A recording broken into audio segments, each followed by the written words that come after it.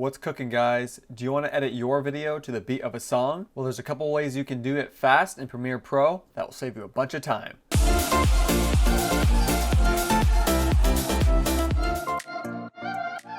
Alright guys, to get started, here I have a couple video clips that I want to edit to this audio track right here, this song. But of course, you want to edit to the beat of that song, so I'm going to show you a couple ways to do that. So the first thing I'm going to do is actually just double click on my layer here to expand my audio. And then you can kind of see my waveforms here. The first way I'm going to show you is kind of basic. It's using M on the keyboard, which is a marker key. And what you can do is you can kind of listen to the song, and as a beat hits, hit M, and then it will create a marker on your sequence. So you either can click on your audio track and then hit play, and then every beat, hit a marker. Or if you don't want it on your audio track, you want it actually on your sequence, you can just click outside the sequence so nothing's selected, and then hit play again. And every beat, dun, dun, dun, dun, you can do the same thing like that. And the reason why this method is kind of helpful is because when you create a marker on your sequence or your timeline or wherever you're doing it, and you drag, your clip will automatically snap to it. And if it doesn't, it's because you don't have snapping enabled, which is right here, or S on the keyboard. This allows it to snap. Say when I toggle it off, it won't snap to it. It'll just kind of keep sliding by. So that's why snapping is always good to have it enabled in this case. But the tricky thing with markers is you may not get on the right beat. So see, if the beat was here, I can zoom in, hitting the plus and minus key. My marker might be off from the beat because I clicked it maybe a little too late. So adding markers may not be the most precise way to go about it, but it is good to have a general guideline. So that's why it's good to use markers a little bit, but what you should really be using is located over in this tools panel right here. And it's called the rolling edit tool, which is N on the keyboard.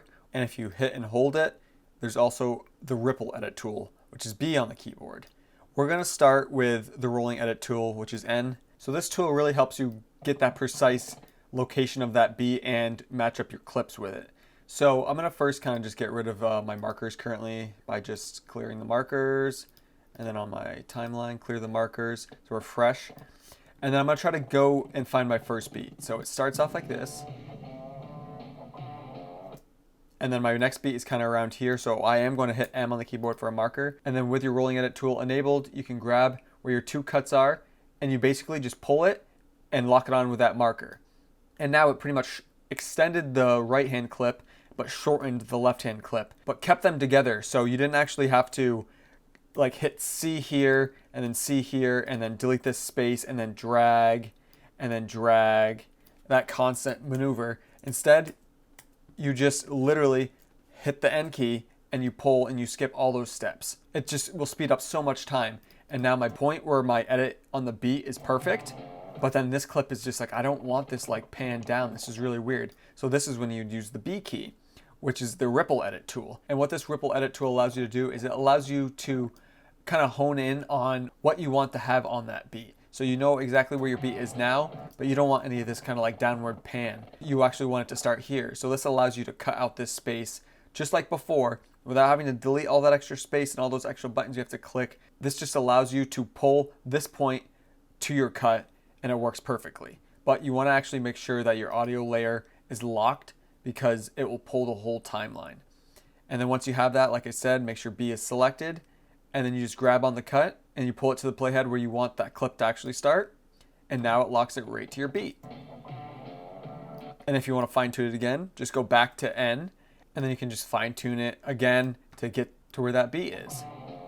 Another technique you can use is, the reason why I expanded my audio track is because you can actually see the waveforms. You can see where the beats are going to be. So I know the beat is here, and of course I could have my marker there as well, but you can also see your waveforms to help you place those markers. And that just allows you to use your ripple keys even more to kind of fine tune that marker. So it's really easy. I'll show you a couple more times. Here's another beat. So I hit markers on my keys, and now I want to pull this all the way to the marker using my rolling edit tool with N. And let's try to see if that looks good. So that looks pretty good, but to keep in mind, if I actually hit B and I want to shorten this clip like I did on the last one, and I actually let go and I click it, you see how my markers moved? So you just got to keep that in mind, and that's why it's always good to put your markers on your audio track itself, because then they won't move. If you put it on your sequence and then, like I said, you pull this, your markers are going to be out of place. Put them on your audio track first and then lock the layer so they can't move. And then continue to adjust. And I know my last one's there, so I'm going to cut. This might be a lot of space to cut, but let's just see what it looks like.